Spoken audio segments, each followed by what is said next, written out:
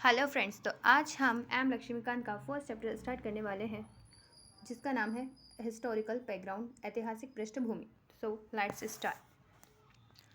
भारत में ब्रिटिश 1608 ईस्वी में ईस्ट इंडिया कंपनी के रूप में व्यापार करने आए। 1600 में महारानी एलिजाबेथ प्रथम के चार्टर द्वारा उन्हें भारत में व्यापार करने के विस्तृत अधिकार प्राप्त थे।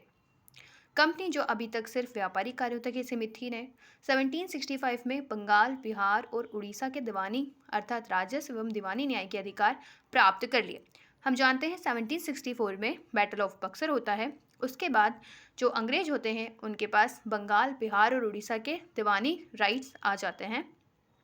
इसके तहत भारत में उसके क्षेत्रीय शक्ति बनने की प्रक्रिया प्रारंभ हुई। 1858 में सिपाही विद्रोह के परिणाम स्वरूप ब्रिटिश ताज ने भारत के शासन का उत्तरदायित्व प्रत्यक्ष अपने हाथों में ले लिया।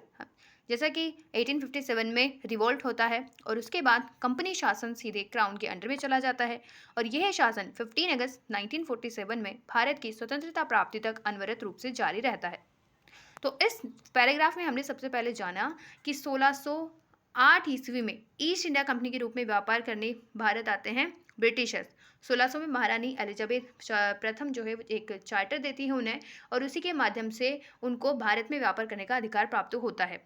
वो उनका आते तो व्यापार करने के लिए होते हैं, लेकिन उनका जो हिडन पर्पस होता है वो होता है यहाँ पर उपनिवेश बनाने का या फिर ईसाई धर्म का प्रचार करने का। तो पहले बैटल ऑफ प्लासी होता है, उसमें उनके पास कुछ पावर्स आती है। फिर बैटल ऑफ बक्सर में तो उनके पास दीवानी और फौजदारी दोनों राइट्स उनके अंडर में आ जाते हैं। धीरे धीरे जो कंपनी शासन होता है उसका लोगों पर अत्याचार बढ़ने स्टार्ट हो जाता है। वो लोग कुशासन करने लग जाते हैं और सिर्फ जो टैक्स जो महारानी को देना होता है उसमें भी वो कटौती करने लग जाते हैं। तो और 1857 में फाइनली जाकर के जब यहाँ पर इंडिया में रिवोल्ट हो जाता है तो हमें दिखाई देता है कि जो कंपनी का शासन होता है वो ब्रिटिश क्राउन के पास में चला जाता है। स्वतंत्रता मिलने के साथ ही भारत के लिए एक संविधान की आवश्यकता महसूस हुई। जब भारत आज़ाद हुआ तो भारत को ज़रूरत थी एक कॉन्स्टिट्यूशन की जिसके अकॉर्डिंग भारत में व्यवस्था चल सके। यहाँ इसको अमल में लाने के उद्देश्य से 1946 में एक संविधान सभा का गठन किया गया। अब संविधान को बनाने के लिए क्या करना पड़ेगा? संविधान सभा का गठन करना पड़ेगा और 26 जनवरी 1950 को संविधान अस्तित्व में आया। यद्यपि संविधान और राज्य व्यवस्था की अनेक विशेषताएं ब्रिटिश शासन से ग्रहण की गई थी, यानी कि क्योंकि ब्रिटिश शासन था यहाँ पर, तो बहुत सारी जो कॉन्स्टिट्यूशन की बात थी किस तरीके से राज्य व्यवस्था होगी वो बहुत सारी विशेषता हमने क्या किया ब्रिटिश शासन से ग्रहण की। तथापि फिर भी ब्रिटिश शासन में कुछ घटनाएं ऐसी थी जिनके कारण ब्रिटिश शासित भारत में सरकार और प्रशासन की विधिक रूपरेखा निर्मित की गई। इन घटनाओं ने हमारे संविधान और राजतंत्र पर गहरा प्रभाव छोड़ा। उनके बारे में विस्तृत व्याख्या 2 शीर्षकों के अंतर्गत कालक्रमबद्ध रूप से यहाँ दी गई है। सबसे पहले हमें दिखाई देता है 1773 से 1858 तक कंपनी का शासन। फिर 1857 में रिवोल्ट हो जाने के बाद 1858 में सम्राट का शासन आ जाता है, यानी कि क्राउन के पास शासन चला जाता है, जिसमें 1858 से हमें 1947 तक इनका शासन दिखाई देगा जब तक भारत आज़ाद नहीं हो जाता। तो कंपनी के शासन को चलाने के लिए क्या होता है, 1773 का रेगुलेटिंग एक्ट आता है। उससे पहले जो कंपनी होती थी वो अपनी मर्जी से जो चाहती थी वो करती थी, लेकिन क्योंकि जो ब्रिटिश पार्लियामेंट थी, ब्रिटिश जो वहाँ पर क्वीन थी, उनको लगा कि नहीं, कंपनी को अब क्या करना पड़ेगा, रेगुलेट करना पड़ेगा।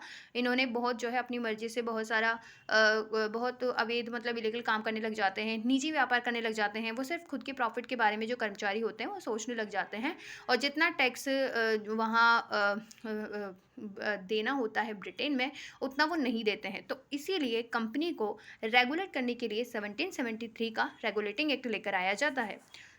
इस अधिनियम का अत्यधिक संवैधानिक महत्व था, बहुत ज़्यादा इसका कॉन्स्टिट्यूशनल महत्व रहा है।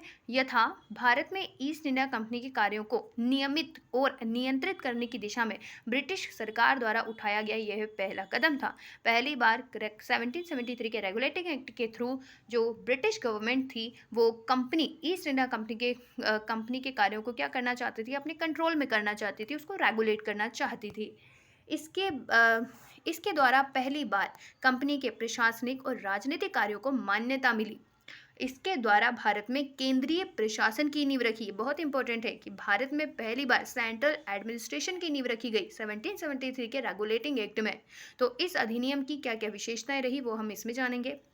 इस अधिनियम के द्वारा बंगाल के गवर्नर को बंगाल का गवर्नर जनरल पद नाम दिया गया एवं उसकी सहायता के लिए एक 4 सदस्यीय कार्यकारी परिषद का गठन किया गया। उल्लेखनीय है कि इससे पहले गवर्नर थे लॉर्ड वॉरेन हेस्टिंग्स, यानी कि उस टाइम पीरियड में अंग्रेजों की 3 महत्वपूर्ण इनकी प्रेसिडेंसीज थी, बंगाल, बॉम्बे और मद्रास।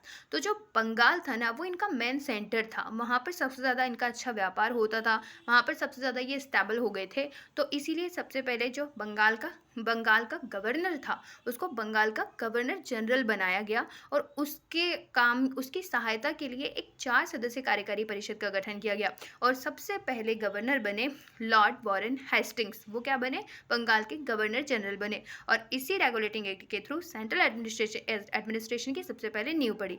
इसके द्वारा मद्रास एवं बम्बई के गवर्नर बंगाल के गवर्नर जनरल के अधीन हो गए, जबकि पहले सभी प्रेसिडेंसियों के गवर्नर क्या थे, एक दूसरे से सेपरेट थे, अलग थे।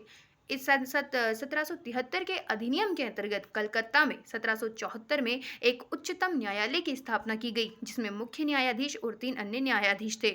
यानी कि अगर हमसे पूछ लिया जाए कि भारत में सबसे पहले सुप्रीम कोर्ट की स्थापना कहाँ पर की गई थी, कब की गई थी, तो वो सबसे पहले ब्रिटिश काल में कलकत्ता में की गई थी, 1774 में की गई थी, जिसमें एक मुख्य न्यायाधीश होता था और 3 अन्य न्यायाधीश थे। इस एक्ट के तहत क्या होता है, कंपनी के कर्मचारियों को निजी व्यापार करने और भारतीय लोगों से उपहार व रिश्वत लेने पर प्रतिबंध कर दिया जाता है। 1773 के अधिनियम में हम देखते हैं कि ब्रिटिश सरकार का कोर्ट ऑफ डायरेक्टर्स, जो कंपनी की गवर्निंग बॉडी होती है, उसके माध्यम से कंपनी पर नियंत्रण सशक्त हो गया। इसने भारत में इसके राजस्व, नागरिक और सैन्य मामलों की जानकारी ब्रिटिश सरकार को देना आवश्यक कर दिया।